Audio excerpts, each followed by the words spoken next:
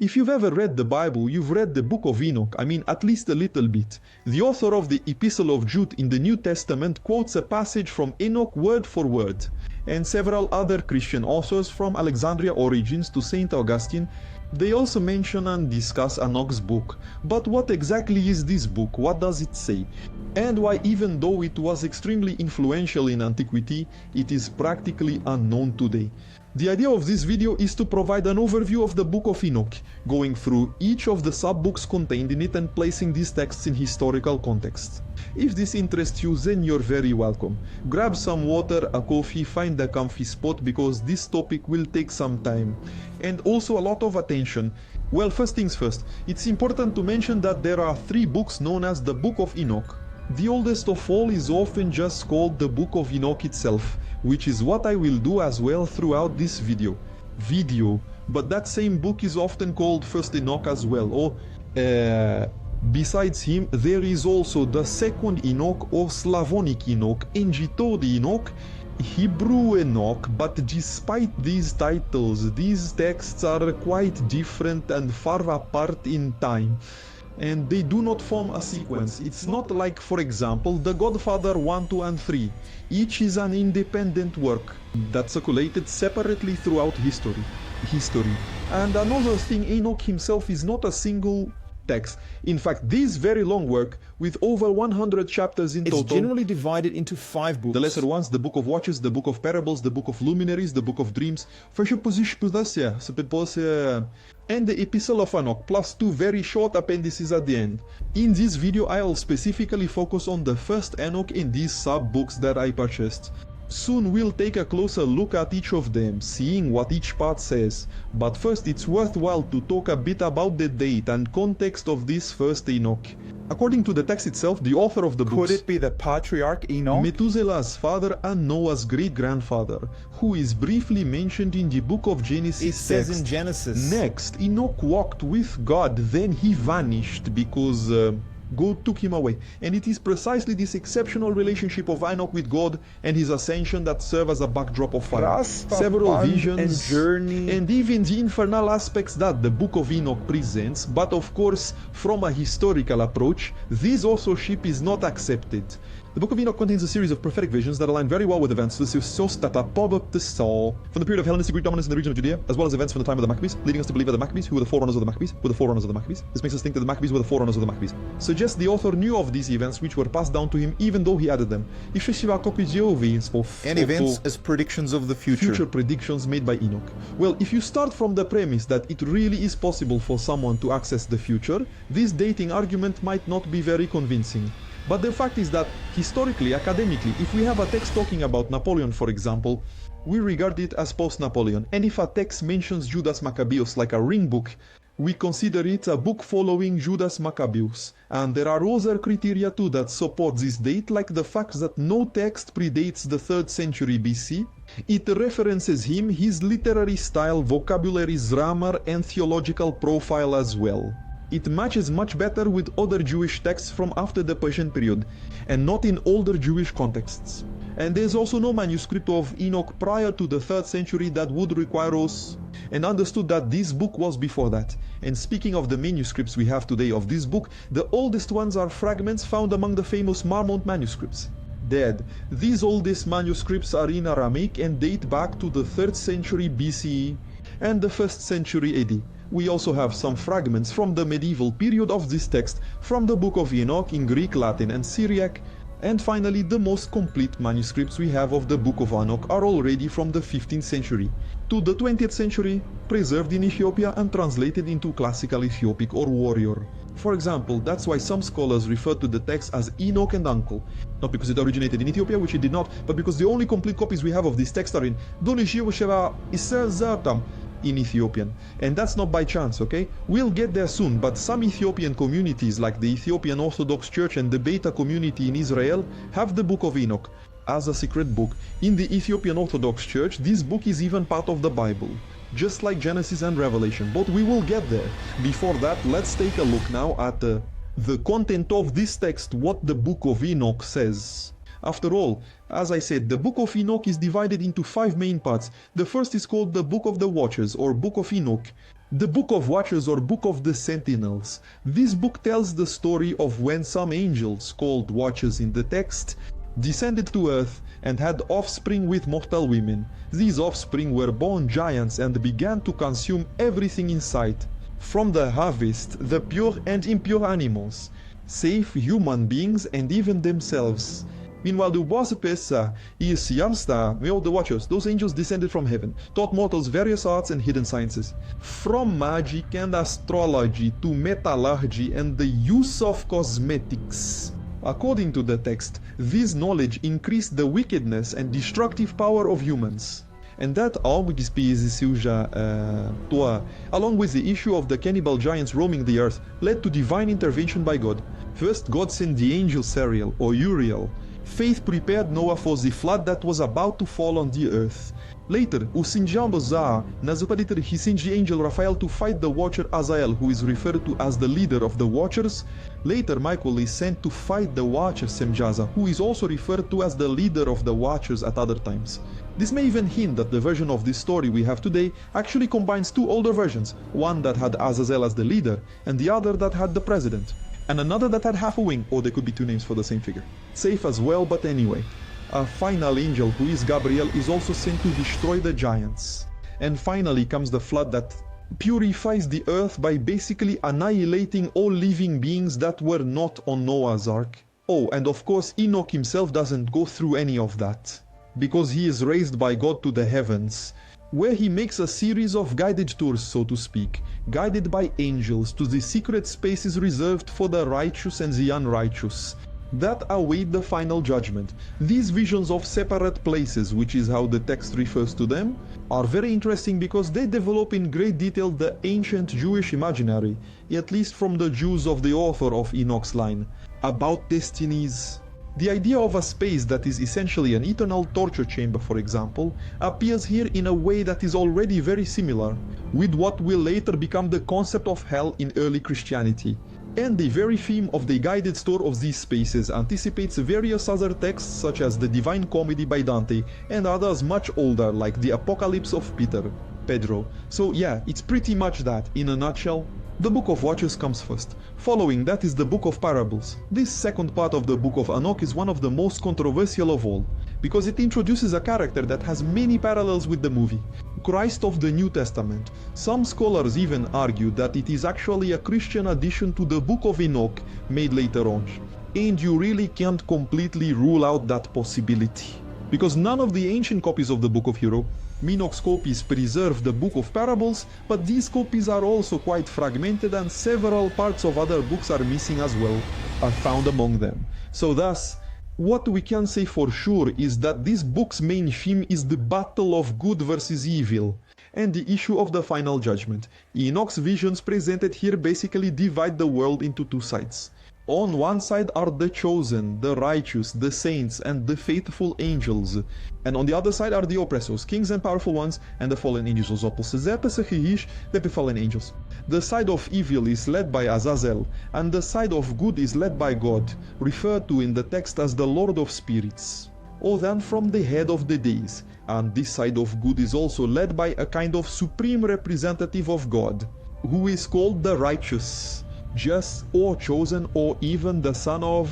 This is the figure I mentioned that closely resembles the description of Jesus in Christian texts. It combines three themes very prevalent in ancient Jewish imagery, which are the theme of the awaited king from the lineage of David the Messiah, the theme of the servant, which appears a few times in the book of Isaiah, or the theme of the personification of wisdom, a kind of divine attribute existing even before creation, which in Greek versions was translated as logos, the word. But despite these very strong parallels with the descriptions of Jesus, the curious thing is that at the end of the Book of Parables, this so-called elected Son of Man,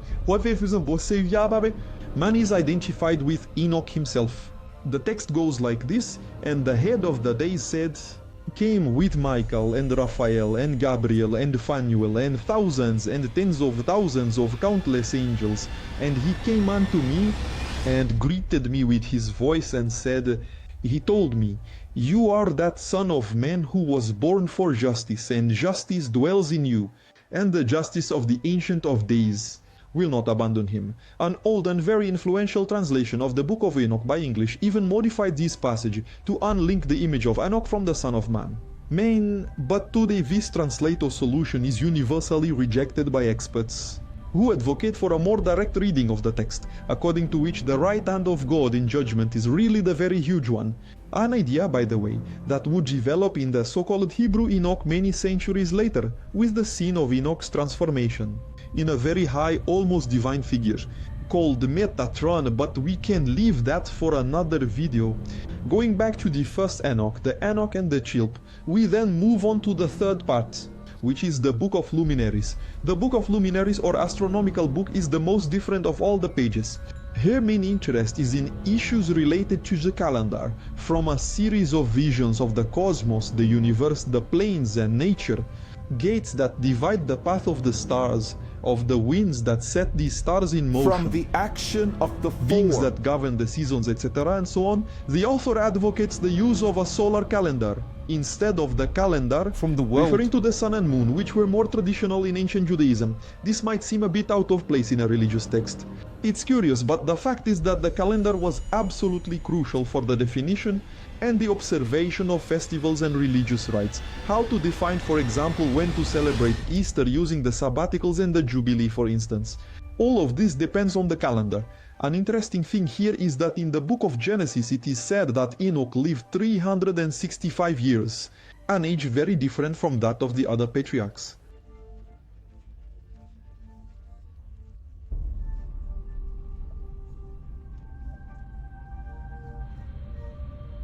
With the solar calendar for some reason. Oh, by the way, the solar calendar was also used in ancient Persia and Egypt. Well, and the next part of Enoch's book is the Book of Dreams. This part is in the two dreams where Enoch receives revelations about the future. The first predicts the event of the flood, and the second one recaps the story from the creation and moves on to the judgment day. This second dream, with a more historical theme, is especially interesting here because it's in it that we find references to the events of the Hellenistic period that I mentioned at the start of the video. But to get there, we need to start with the allegories that the author presents to retell history from and these allegories use animals to represent humans, stars to represent watchers, the belted angels, Light. and uses humans to represent the loyal angels. Before the flood, everything... Humanity is portrayed as cattle, and some stars fall. So bulls, which mate with heifers on the land, and these give birth to camels, elephants and donkeys. Here, of course, the reference is to the story fallen of angels outside. Book of Watchers, where stars are the watchers, heifers are the women, and other animals are the giants. After that comes the flood. And then a white bull appears after the flood, who has 3 sons. Bulls too, one white, one red. One red and one black. The father bull dies and the sons bulls multiply, but the offspring of the red bull and the black is made up of several impure animals, and by predators only the offspring of the white bull remains pure. And from it come 2 more generations of white bulls. The last generation of these white bulls produces a black boar and a white sheep, and so on. To summarize up to this point, Noah is the first white bull after the flood. His also white son is Sam, from whom Abraham and Isaac, who are also white bulls, descend. And from the latter comes Jacob Yates, which is the white sheep. The animals of other colors are the patriarchs of other peoples. The red bull is a dog, and the black bull is Japheth, and the black boar at the end, the brother of the white sheep, is elephant. Exile. After this patriarchal phase, the references move on to the period of Greek dominance. Greek, from the expansions of Alexander the Great and his generals, and goes up to the Maccabean revolt against this Hellenistic rule in the middle of the 2nd century BC. From Christ to Judas Maccabeus himself, leader of the Maccabean revolt, is represented as a ram with gigantic horns. Until then, these historical allegories match very well with the historical events we actually know. It suggests, as I said at the beginning of the video, that the author knew these events and therefore was writing afterwards, even though these words are put in Enoch's mouth as predictions of a distant future. A distant future for the character narrator is Noki, but past or present for the real author of the book. But after that Maccabean phase, no image matches the historical facts we know, and they quickly advance to the end times. These are images already of God building a new Jerusalem and working with it. All nations bowing to the Jews and the dead rising for the final judgment. This suggests that the author was writing not from after the times of the Maccabean revolt, and he predicted the end of times to happen. Super știți, as he is putting words in Enoch's mouth to who would have lived before the flood of Sărător, he can get Enoch to talk a lot about the future, which after all is the past for him, for the author, but as the visions progress, Enoch's future ends up reaching the author's present. But the author has to keep going until the end of times, which is future for Enoch and future for him too. And then things get tougher, predictions no longer match anything and prove to be mere imagination. And hope, which is obviously very important always, imagination and hope in any historical moment, but it's no longer history. And here it's worth taking a quick aside. Kind of The forecast. vision of the future from the past arriving in a future that never actually comes is quite characteristic of so-called apocalyptic literature, which includes the Book of Enoch as well as other well-known books like the Book of Daniel in the Hebrew Bible and Peru, the Book of Revelation in the New Testament itself. In the second part of the Book of Daniel, for example, in chapters 7 to 12, the author also shares a series of visions about the future, images of animals. The supposed author of the text would be Daniel, a Jewish exile in Babylon, 6th century BC, and in his visions he sees a lion, then a bear, then a cheetah, and then a fourth beast ruling the region where he lived.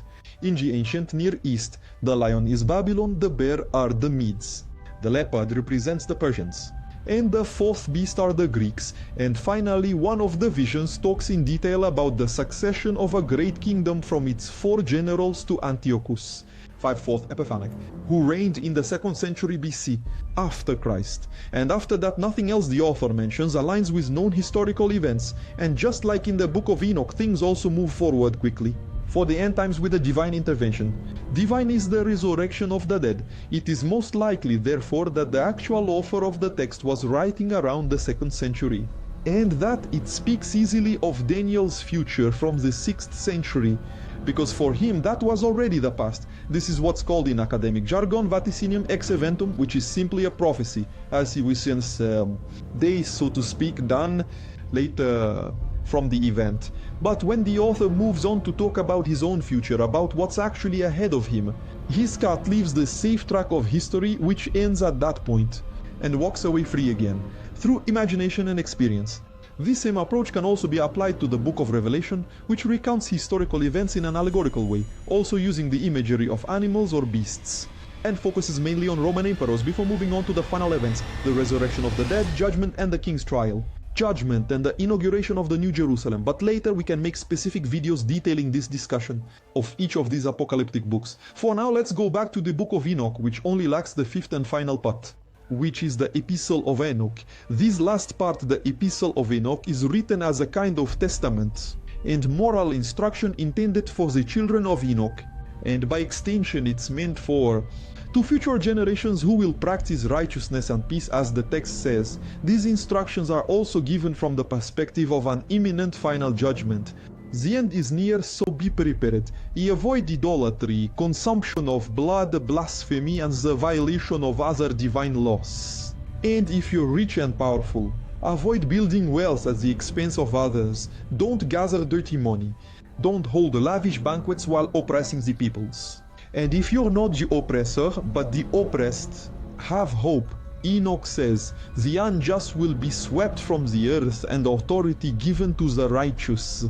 He says, fear not you who have suffered, for you will be healed, and the light will shine upon you, and the voice of serenity you will hear from heaven. It's a prophetic speech quite characteristic, promising doom for the world's afflictions, and offers hope to those suffering these evils.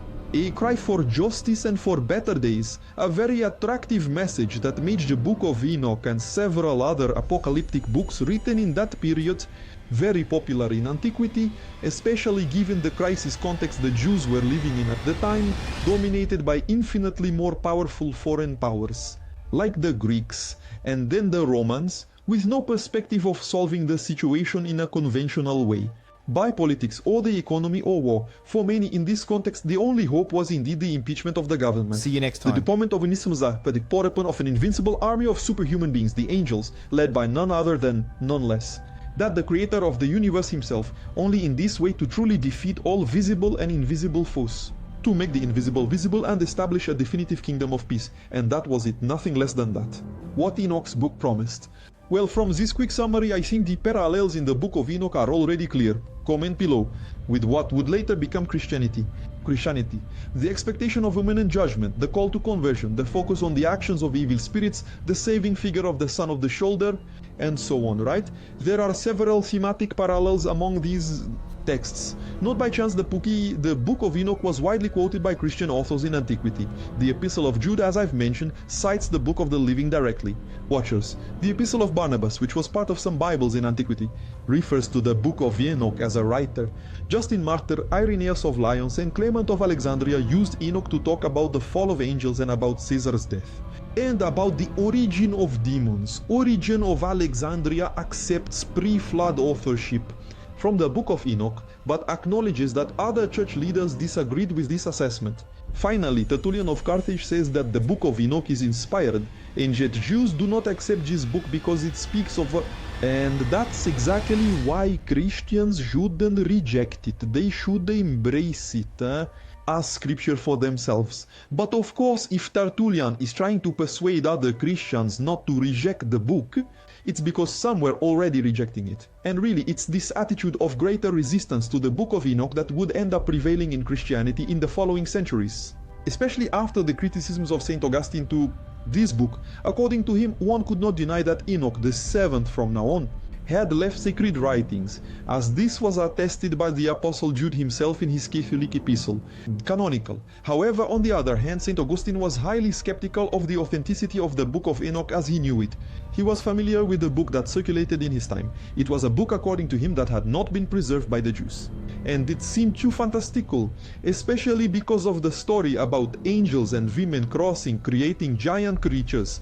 After the 4th century, direct references to the Book of Enoch by Christian authors really become very rare, but they are not completely absent. For instance, the Byzantine monk George Syncellus in the 9th century preserved some excerpts of the Book of the Watchers in Greek.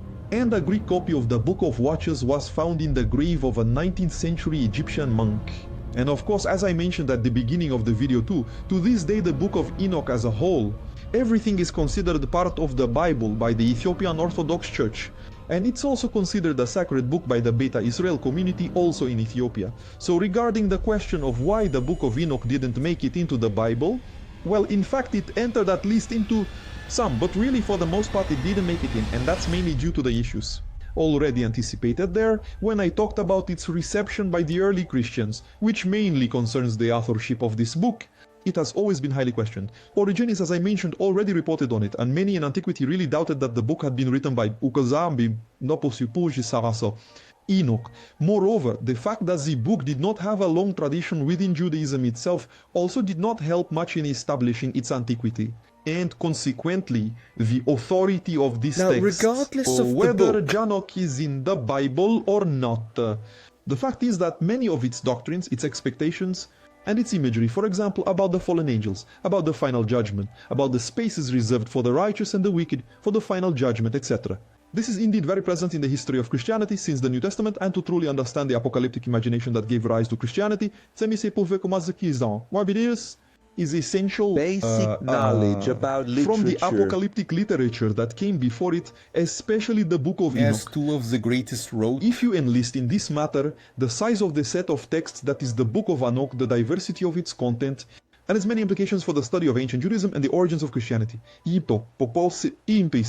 they make it possibly the most important Jewish text surviving from the Greco-Roman